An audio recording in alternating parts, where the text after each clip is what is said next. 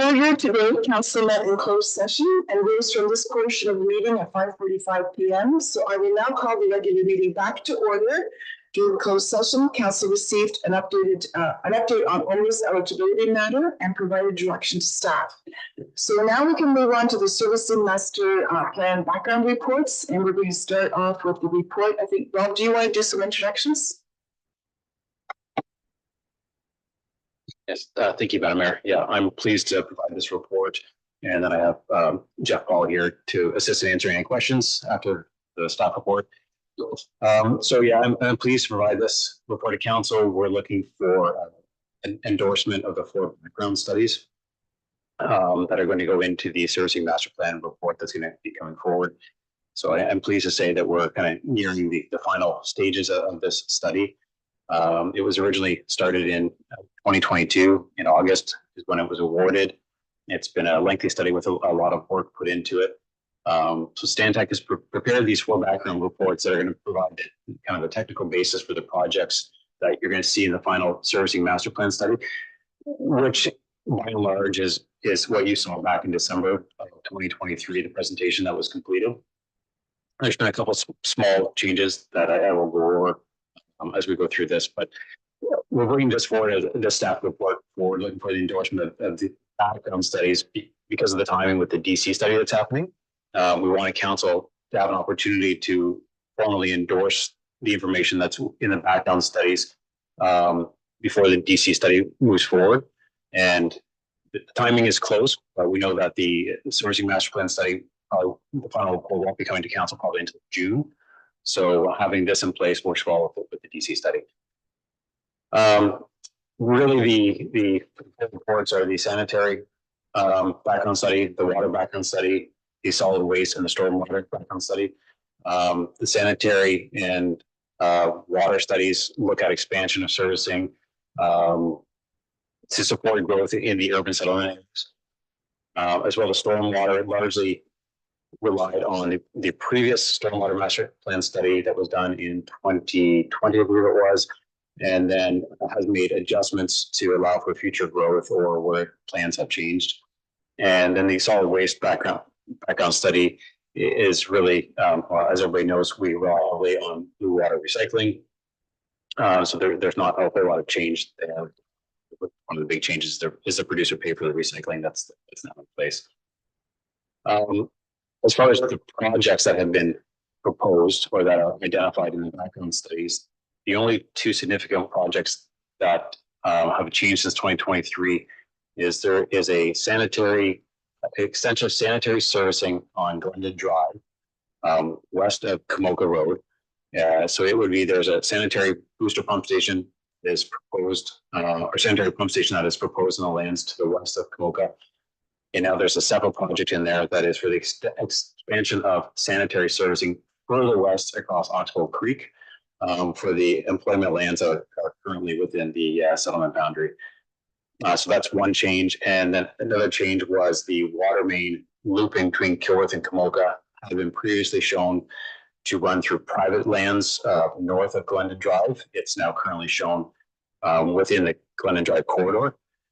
Now, not all, I should point out that not all the projects that are identified in these reports have made their way into the DC study, right? The only ones that are carried into the DC study are the ones that are partially development charge eligible for funding. So there's some that are not, either because the benefit to existing is 100% or because there's other arrangements with developers for cost sharing of some of these projects.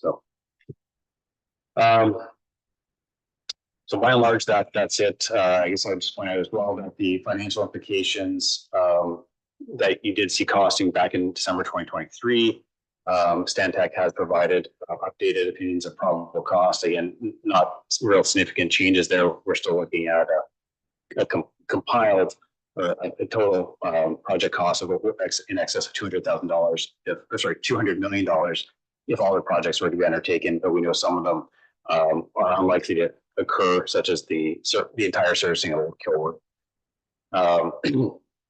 The final cost implications will be determined as we go through yearly capital budgets and detailed development of the designs. So all these projects, although they're included in these background studies, obviously they will become to council for individual project approval before proceeding. Right. So I think that's all I wanted to highlight. If you've had an opportunity to go through the report or have any questions, then Jeff and I are happy to answer questions. Thank you, Rob. Jeff, did you want to give a couple of comments or any kind of review statement before I open it up to council for questions? Not a lot to say. You heard lots from me back in December and January. Nothing significant has changed. The only things I can maybe add and reiterate some comments that I probably made before is that in general your infrastructure system is in very good shape. It's servicing the communities very well. We've got a lot of development pressures, and obviously that's what the master plan is generally intended to address is your development pressures. Maybe the only thing I would add to that is that obviously those development pressures will happen as you go to specific development applications. So the plan generally sort of looks at linear growth across the various communities. You'll obviously see that certain development applications or things will come in exactly. You're going to get sort of hills and valleys. So projects are going to possibly come forward in time and move backward in time as you respond to development pressures. So just some degree of flexibility in terms of how you best advice. Okay, good point. Okay, so in that case, I'm going to open it up to council. Questions and clarifications. Let's start with Councillor Heffernan. Through the mayor to Rob, I guess I'm concerned, is there a priority? I think everything's got dates, but for example, they're kind of listed under the like Ilderton, Delaware, Kamoka, Kilworth, and all that. Certain things would have priority because they need to be done in the short term. And most of the stuff would depend on development, I would think. And so I'm just wondering, like for $200 million, we definitely need to prioritize and, figure out how to pay for this, because I don't think we want to borrow money all the time. I'm pretty sure that our treasurer would not want to do that. And I don't know if we can even afford it. So I'm just thinking this is a long-term project, but do we have priorities and do we have other means of getting funding? Yep. So great question. So through the mayor to Councilor Heffernan. So where to start? So yes, long-term project. The scope, this is over 20 years, right? So we know it's not all going to happen at once. I absolutely, we need to set priorities, and that's where input from council. Where does council want to direct or see growth happen? Where is there development interest for growth to happen, right? That's going to dictate. And as Jeff pointed out, you're going to see projects move forward or backwards depending on development pressures. And Stantec, so instead of just looking at the population projections and trying to identify a hard year, they also looked at triggers. Right. So if once we hit a certain threshold for demand in a certain area, then the project will be triggered. So if growth slows or growth picks up, then we're going to watch those demands or flows to trigger the timing of those. As far as funding, so we know that there has been some grants that were open for the Housing and Water System Fund that we did a grant application for a small one. There may be other opportunities that come up, certainly over the 20 years, likely there's going to be opportunities that come up. What we'd like to do is be able to move some of these projects forward to a point where they're designed and essentially, shovel ready, so that we're in a good position to apply for some of those grants should they reopen. And then, of course, some of the funding will be through development charges, depending on projects. And a large portion of these have a development charge component to it. Right? So. Okay, question, Councillor Bruce. Just a comment, exciting meeting, Jeff. But yeah, well done. I mean, you're following engineering principles, so it was all, I'm sure staff will prioritize what needs to be prioritized based on the pressures that we're getting from various developers. So I don't have a problem with any of this. I thought it was well done. Okay, and I have Councillor Arts and then Councillor Shipley. Through you, Madam Mayor. When I go through these reports, I always have troubles with acronyms, you know. You get the short form and maybe it would be nice if we put a definition page at the very beginning so I could print that off instead of going back 5 pages, because I know I saw the original part of it, but that's just me. And then there's other parts of it too, like I know Hamlet's and there's limited growth. We're going to stay within the boundaries. But then there's also options with communal well systems, communal sewage systems. I don't mind that being an option, but I prefer not that being the recommended solutions, because right now when we have our surplus farm residences, we're specifically saying that well has to be on the property. It can't be shared with another one.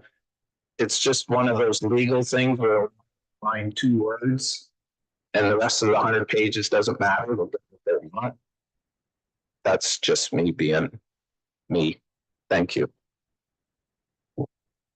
And Councillor Shipley. If you remember, excuse me, I was just thinking of the wastewater one in Iowa. It's showing Iowa Street and St. John Street over capacity at this point. What? How could that be? Like, nothing's changed. Why would we over capacity now?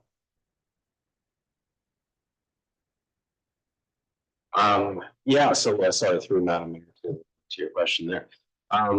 So when we do that analysis, this is always a little bit of an asterisk beside the way we do these analyses. When we do these analyses, they're based on some assumed population numbers and some assumption of, I'll call it coincident flows. So the one oddity that we found in Iowa is that we have a very, very large population assigned to the high school. And when you aggregate that together with the residential population, I will say it artificially shows that those sewers are under capacity. So we did try to address that and live it in the text. So, you know, to say that the technical analysis shows those sewers over capacity, but on a little bit more of an anecdotal basis, when you kind of sift through the data and say, well, why did it show it that way? It was really because you've got such a very large population with the high school, which isn't necessarily coincident in terms of the flows that are coming through from residential areas. So in our opinion, they really aren't over capacity. It's just the way the analysis showed it. Is there anyone else? Okay. Councillor Arts. Through Madam Mayor. There's, is it about? You might have to increase the, we're talking about sewage line, that's the right word, on Hyde Park Road and through Calvert Lane and Trillium Court and Meadow Creek. If we have to tear a road up when we're doing that, and we've got not stormwater issues, will we be, when you do that, would you also try to update the size of the stormwater at the same time if it was possible? Yep, so great question. So through my matter to Councilor, with any of these projects, when they move forward, the intent would be to look at what the projects would be within a, you know, similar time frame. If there's something that works out, we're either 5 to 10 years, we would probably roll them into one project. Or if there's something that's sufficient to start with, then we would want to work into the same project for cost savings on restoration. The project you haven't identified is one where it would be nice to do, but it's not a necessity. Because it would eliminate the sanitary pump station by the medical center, right? So that's one where, yeah, it would be nice to do, but you have to think the price tag was probably $4 million for that, or it was significant, right? So it's one that's probably not at this time. Last call room. Hi. Oh, one more? Okay, go for This, I have a sanitary sewage options there where we can deal with the sanitary with the development sites. So we have to proceed with a class EA as soon as possible. We not do an EA study on that already. So we had started an EA on that in, I guess, 2021, maybe, and then we paused. because we ended up that we knew this larger study was coming. And so we wanted to incorporate the review into this, instead of just looking at our, so we kind of, we got, I don't know, maybe a third of the way into it and then probably to it. I knew we'd start. I didn't realize it wasn't finished. Okay, thank you. And I think that's it, which means that we have a motion before us, that report regarding PWE 2024 regarding servicing master plan background reports be received, and that council endorse the background reports appended to report PWE 2024. I will really please the seconder, Councillor Bruce and Councillor Shipper. Thank you. All in favor? And that is carried. Thank you for your time. Thank you for coming to explain the difficult parts, and thank you, Rob, for that report. So we can now move on to other business. Is there anything anyone wants to raise? I see no hands. In that case, the motion for the bylaws is that bylaw 2024, number 42, listed on the May 8th, 2024 meeting agenda, be adopted as printed. Roll please, Councillor Oates and Deputy Mayor Brennan. Thank you. All in favor? And that is carried. Okay. And now we have a motion to adjourn the meeting, and that is that Council for the Municipality of Middlesex Centre adjourns the May 8th, 2024 special county meeting at 6:03 p.m. Councillor Burgers. Councillor Cates, thank you. All in favor? And that is carried.